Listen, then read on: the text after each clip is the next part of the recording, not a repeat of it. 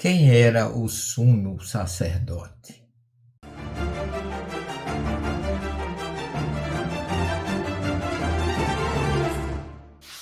A classe sacerdotal, ela surge no capítulo 3 do livro de Números.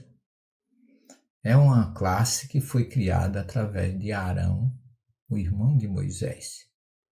Foi a partir daí que surgiu o sacerdote, aquele que representava o povo hebreu perante Deus. O sacerdote era da classe de levitas. Os levitas, ou seja, da tribo de Levi, a quem pertencia Moisés e o próprio Arão. Então eram aqueles que intermediavam o povo perante Deus. Aí, a partir desse momento, o sacerdote passou a ser alguém muito importante. Lá no capítulo 3 do livro de Números, você vai encontrar toda uma norma de como esses sacerdotes, como esses levitas, deveriam se comportar servindo a causa do templo, as questões que depois viriam a acontecer, porque eles começaram no deserto. Começaram com a dedicação do capítulo 3 do livro de Números, onde Deus nomeia, através de Moisés, Arão, o grande, vamos dizer, o primeiro grande sumo sacerdote, e como eles eram da tribo de Levi, isso aí tudo ajudou no futuro as questões sacerdotais. O sacerdote, via de regra, ele não poderia se casar com a viúva, com a divorciada. Ele não poderia ter contato com um morto, porque ele ficaria contaminado. Se um parente morresse, ele não entraria no cemitério. Os cemitérios têm um local especial onde o sacerdote fica para não se contaminar com o morto, nem pode chegar perto, nem ter contato com alguém que teve contato com o morto, porque senão ele fica impuro.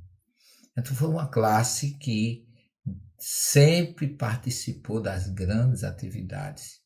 Inclusive, antes da fundação do primeiro templo já existiam os sacerdotes, mas diz que a cerimônia sacerdotal era realizada por um sacerdote, mas que Salomão tomou a frente e foi ele que exerceu a função de sumo sacerdote quando na inauguração do primeiro templo de Jerusalém.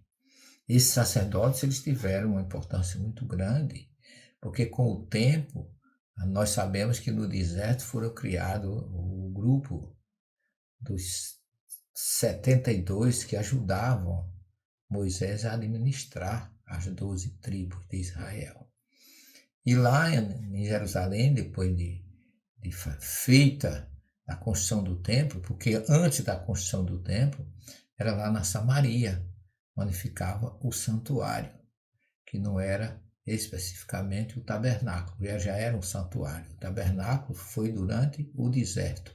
Lá em Shiló foi construído o primeiro santuário, que foi o predecessor, ou aquele que antecedeu o templo, que ali se guardava a Arca da Aliança. Ali em Shiló foi que Ana, esposa de Elcana, fez a famosa oração pedindo a Deus para ser mãe, da qual nasceu o grande Samuel, que ungiu Saul e ungiu Davi. Então essa classe sacerdotal sempre foi muito importante nas atividades espirituais. Eles que cobravam, eles que recebiam as ofertas que as pessoas tinham que levar ao templo. Na época já do templo construído, os sacerdotes é que recebiam a moeda, o meio shekel, se eu não me engano, que era para fazer com que cumprisse as regras do povo nas 3 grandes festas. Quem realizava a cerimônia na Páscoa, no Shavuot, ou Festa das Semanas, e na Sukkot ou Cabanas, era o sacerdote que determinava tudo isso, e que era ele quem dirigia, era ele que atendia, era ele quem recebia todas as grandes importâncias espirituais na condução do templo. Depois, a gente vai ver que no segundo templo isso virou assim, de uma certa forma, desviou-se do sentido original da função sacerdotal. Inscreva-se no nosso canal, deixe o seu like e até uma próxima oportunidade. Muita paz para vocês.